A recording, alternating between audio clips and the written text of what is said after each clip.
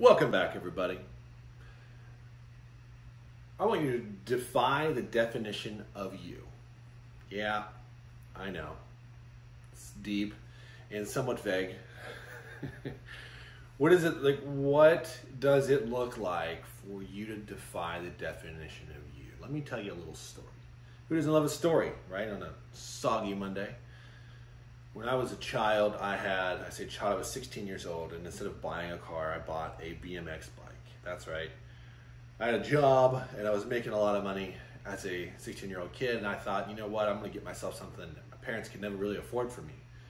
And that was a really cool Dyno Air, pegs, megs, the whole 9 yards. Freestyle handlebars, BMX bike. So I was pretty stoked about this bike. And I wanted to do cool tricks. I had a couple of friends that were BMXers and they could do all kinds of freestyle cool tricks. And that was what I wanted to be. I thought that was the coolest thing I'd ever seen. So me and those friends, mind you, we all worked at Ponderosa together. So me and my friends would go and street ride. And that's where we would just, wreak havoc on the town. We'd go out and we would ride around and we would turn bank parking lots in warehouses into places for tricks. We would turn loading docks into ramps, parking curbs into things to jump over. So we would do this on occasion. And one time, me and my buddy Andrew were heading out, and my mom's like, "I just had this really weird feeling that you shouldn't go. Something is in my spirit, in my heart, that's telling me that you shouldn't go." And I was 16 and didn't care what she thought. I said, "I'm going to go anyway." That's a load of crap. Whether right or wrong, I didn't care. I just wanted to go hang out with my friends. I wasn't going to cancel. So yeah, riding around, having a great time. Friends were jumping things. We found this. I don't know. Been back by this since then. It's a good 4 foot. It's an asphalt ramp. So there's a parking lot up here and a parking lot down here, and there's a ramp in between. And we were riding up and jumping the parking curb on the top. Well, I got the crazy idea that I was going to reverse that, and I was going to bunny hop over the parking curb and come down the hill. Thought that would be pretty cool. Mind you, didn't know what I was doing. Pretty new on the BMX bike. So I popped the curb, back tire hits the parking curb just enough to tilt me down further. Front tire hits a rock that I did not see. And I'm assuming that none of the other five other guys there saw it either. I hit that rock and I slid probably 10 feet on my whole side of my face. Enter Terry's scar right here, right there. I'm 40 years old. I still have that scar. So yeah, I wrecked, trashed my face, got up, was bleeding. People were like, "No, lay down, you've got a head injury, you're stabilizing me." Ambulance comes, go to the emergency room. Clothes were cut off me, which really sucked because I only had one really cool pair of pants that I liked. And my mom picks me up from the hospital and she says, "I told you I didn't think you should have went." So in that moment, stop right there. That's what I want to talk about. At that moment, I could have been right. "Mom, you were right. I should have not gone. I should have listened to your fear and let it dictate my life." I know that seems really harsh, and I know that's a little bit, I don't know, maybe it's an overstep, but let's bear with me for a second. If her initial thought was, "You don't know what you're doing, you're going to get hurt, you're running around town, you're 16, you've never been in town, you're a farm kid," right? If that's her fear, instead of explaining the fear and giving me tips and tricks to how to be safe, or maybe even telling me to wear a helmet, because I didn't have a helmet on, then we're talking about something different. But that wasn't the case. I wasn't given advice, I was just given straight fear. "I don't feel like you should go, period." So had I listened and recoiled because my mom was afraid, right, we have an issue here. I would never have taken a risk. I would assume that anytime I have fear that I shouldn't move. Or anytime that someone around me has fear, they shouldn't move. Anyone that has fear around me about what I'm about to do, I shouldn't move, right? Well, let's go to the flip side of this, is that after the accident, My mom says, you should have, like, I knew you shouldn't have gone. Well, does that mean we regret the whole day? Because I didn't. I don't. I was back on that bike as fast as my face would heal, and it never really stopped me from being the adventure seeker that I am still today. So on the backside of that event, should I've let that fear, my mom now has, like, and that, you know, she now has validated, thinking I was afraid that you were going to get hurt, and you definitely got hurt. And there's problems with that too for her. So if you're out there and you're working with, or you're listening to an entrepreneur, and you're listening to a friend who's a business, I don't know, as a businessman, or even just a adrenaline junkie, don't be so in their ear about your fear. Present them with facts, and you're going to want to turn that into practical tips. Don't just deliver fear. Don't just pass your fear on. That's not helpful. It's not productive. Okay? So that's what my mom did wrong here. But I didn't let that situation define me. Right? It never became me.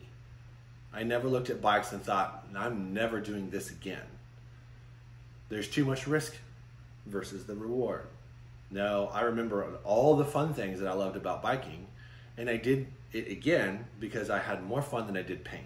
Yes, there was still more pain to come, but I never stopped trying, right? I didn't let that change my life. So I'm curious for you, what is that one thing that it is either a failure or it is an actual physical pain that has stopped you from pursuing something that you know you should do, or it's actually just good for you to do? Let's think about that, right? I've had a number of employees in the course of my business life. I've been mentoring, coaching, and teaching for 20 plus years. And there's been numerous people that I've had to let go. But there's been a handful of people that I just never could. And that hard action, the fear of them not liking me, or the fear of disappointing them, or the fear of a torn relationship that I probably put more value in than they actually did, prevented me from cutting them loose in a way that could have saved a business. And I know in some aspects it would have. That's not where you want to be. Like, you want to disassociate fear with decision, if you can. And in some ways, if you can't pull it out of your decision making, you have to be able to press through it. I've said it time and time again. If you've been listening, you know this, that's when courage happens, is when you see the fear and you prepare yourself and you keep walking through. You don't see the fear and take a seat.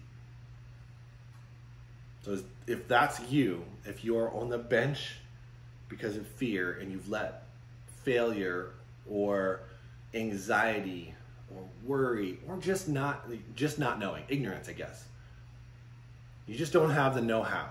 If you're sitting on the bench of life and you're afraid to participate because you don't know enough things, you need more tools, you don't have the right connections, but what if it fails? Then I want you to reach out. Been there, done that. Got the scar. I want to share ways around those things. And my goal is not to keep you from failing.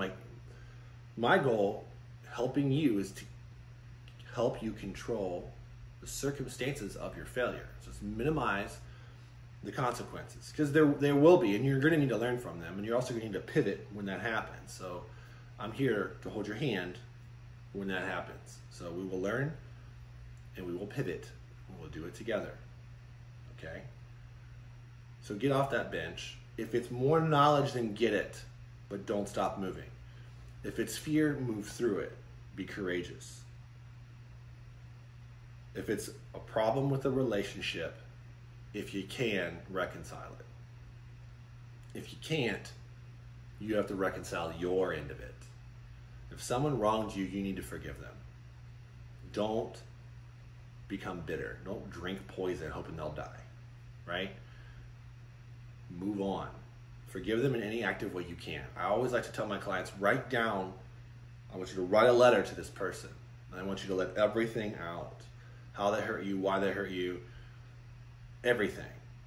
And I want you to take that letter and I want you to burn it and feel what that feels like. I want you to do the same thing with your fears. List your fears, the things that you think are going to happen and why. List them all the way to their worst case scenario. Write it all down. What have you got to lose, right? It's better to get it out of your head and put it on a piece of paper. Burn it. Light it up and watch it go. Burn that paper. Feel that feeling. You'll know what that feels like when you do it. Move on. If you can reconcile the relationship, then do it. But don't let it stop you from moving. Just keep pressing one step in front of the other. Action. We want to be people of action. We want to move and we want to progress. We want to create. Yes, we don't want to fail, but we need to fail so that we can learn our lesson and then we can pivot. You can't do these things passively sitting on the bench. Get off of that bench. I know you hear me. I know this lands on somebody, and I hope you call me. I hope you hit me up. Josh and I would love to help you. We're still giving away free coaching.